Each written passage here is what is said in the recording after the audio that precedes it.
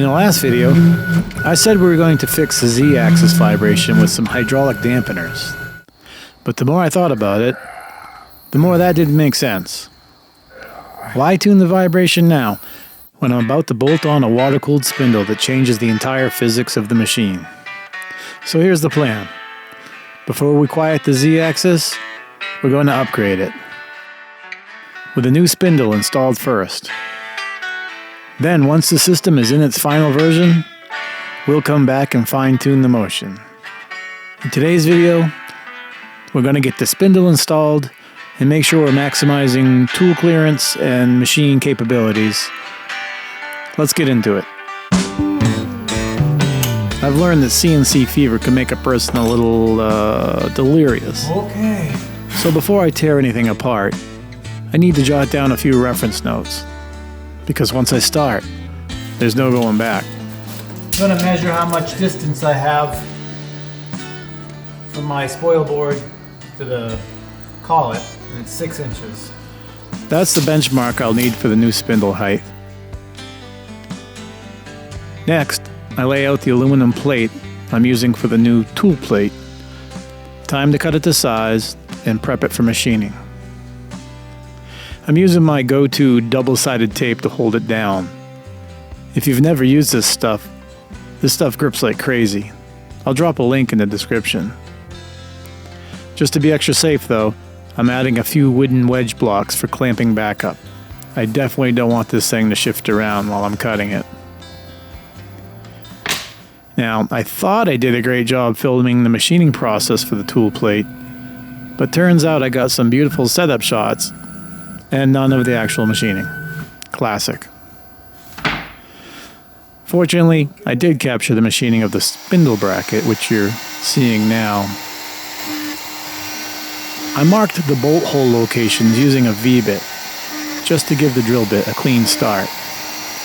I figured it was better to drill them out to tap size on the drill press, rather than try to plunge half an inch deep with an 1/8 inch end mill. I think it'd probably have been fine, but playing it safe just felt smarter. I've always loved tapping aluminum. It's satisfying. It's like tapping into butter. Way more pleasant than steel. Before I tear down the old setup, I decided to surface the spoil board one last time, just to make sure it's flat and true when it's time to tram in the new spindle. That poor router. She's got some miles on her. I've changed the bearings at least once, probably twice. And by the sounds of it, I think she could use it again. She'd probably prefer just to be retired. I'm more than ready to swap in a new water-cooled spindle.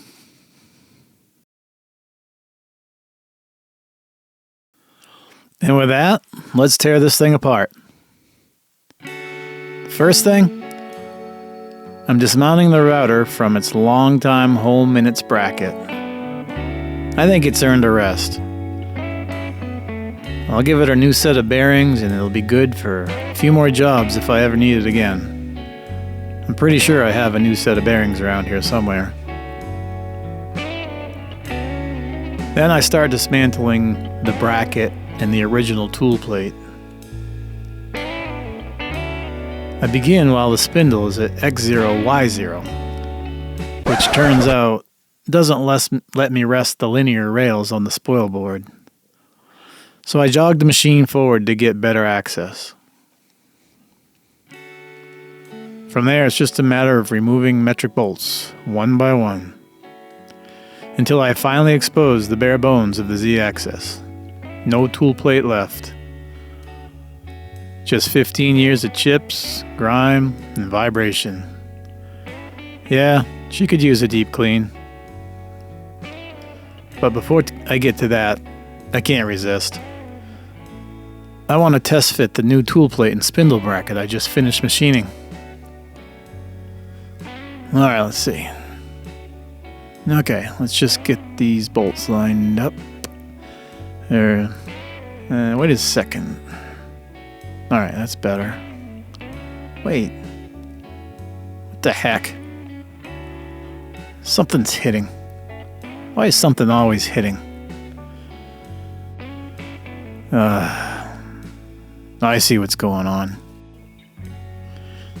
Crap. My old tool plate was 3/8 inch aluminum, thick enough that I could recess the M8 bolts. This new one, it's only 1/4 inch thick. I meant to order 3/8, but here we are somehow. The bolts are sticking out too far and scraping against the bearing cages. If you look close, you can even see the marks where it's rubbing. So yeah, I'll need to redesign the part. And there just isn't enough meat in 1/4 inch aluminum to countersink the bolts safely. So I'll have to order new material and remake it. I'll probably go with 1/2 inch. But in the meantime, let's keep going. Let's take a look at the linear rails and the Z-axis nut. There's definitely a gap that needs to be filled. And years ago, I filled the gap between them using what I had on hand, which was aluminum coil stock. Turns out I need a shim that's 42 thousandths. The shim I was using measures out at 36 thousandths, which means I'm off by 6 thousandths. And yeah, 6 thousandths can definitely make a difference. Alright, enough of that. Let's see what the mailman brought. Oh, perfect timing. My new electronics enclosure just arrived. I'm definitely going to need more room than that old PT case has, especially now with all the relays and contactors for the Spindle coolant pump and dust collector that I'm going to be adding. I'll probably put the VFD in its own dedicated box too. Alright, let's get back to work.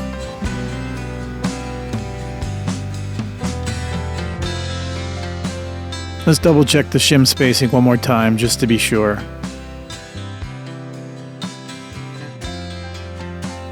Now it's time to clean up this mess.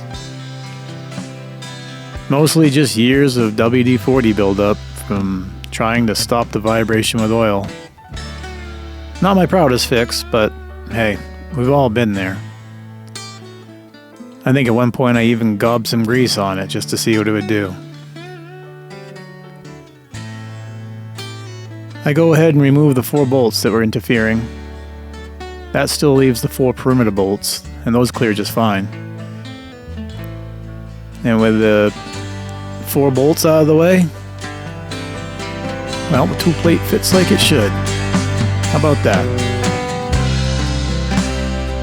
I tighten everything down and jog the machine manually using the lead screws.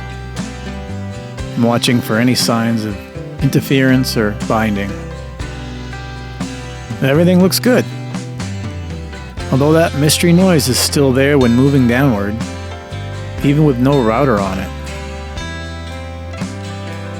Well, let's see what it sounds like with the weight of the new spindle on it.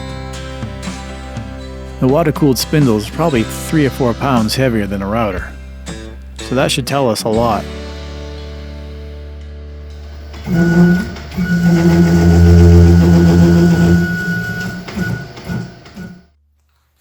Wow. Well, that's even worse than before. With that heavier water-cooled spindle on there, the vibration's even more pronounced than ever. And it's definitely not a cleanliness issue. The lead screw is clean, the bearings are clean, and yet it's worse than before. Well, at least we've ruled that out. The hydraulic dampener is definitely going to be necessary.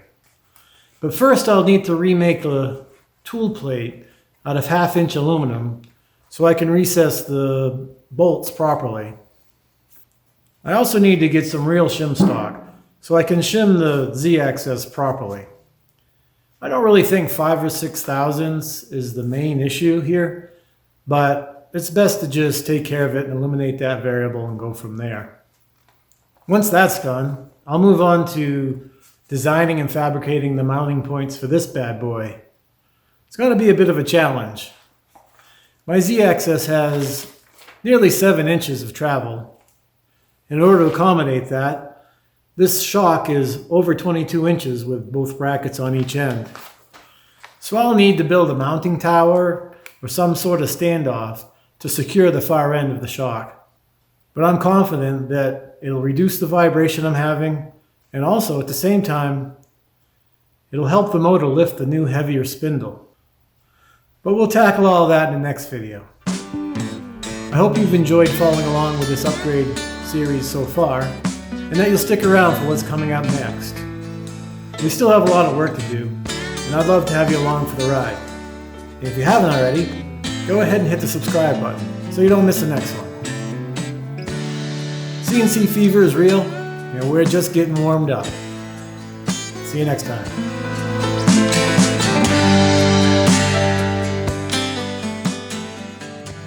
And if you haven't already, go ahead and hit the subscribe. Yeah!